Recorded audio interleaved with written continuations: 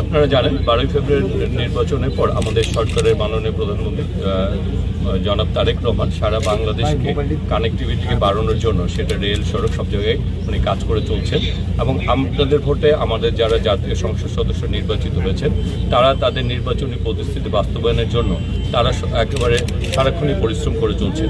আজকের আমাদের এখানে আসাই কিন্তু আপনাদের নির্বাচিত সংসদ সদস্য আমন্ত্রণে এবং শুধু আমন্ত্রণে না, তিনি চেয়েছিলেন এটার বাস্তবায়ন চান, যে কারণে আমাদের যোগাযোগ মন্ত্রণালয়ের মাননীয় সচিব এখানে আছেন, আমাদের চিফ ইঞ্জিনিয়ার আছেন, আমাদের মন্ত্রণালয়ের উচ্চপদস্থ কর্মকর্তাবৃন্দ রয়েছেন, এখানে জেলা প্রশাসক রয়েছেন, এসপি রয়েছেন।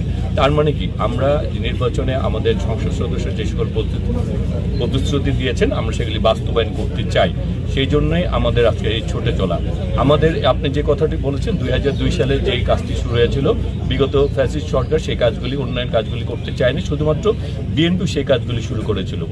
আমরা উন্নয়নকে ধারাবাহিকতা রক্ষা করতে চাই, আমরা এই উন্নয়নগুলি ইনশাল্লাহ বাস্তবায়ন করতে চাই। তবে এই কাজগুলি বাস্তবায়ন করার আগে কিছু আমাদের অফিসিয়াল কিছু কর্মকাণ্ড রয়েছে, আমরা এগুলি ফিজিবিলিটি টেস্ট করে আমরা এগুলি ভূমি অধিগ্রহণ জেলা প্রশাসক এবং আমাদের উন্নয়ন ডিপার্টমেন্টের সাথে সমন্বয় সাধন করে ইনশাল্লাহ আমরা এগুলি বাস্তবায়নের দিকে সর্বোচ্চ চেষ্টা করছি।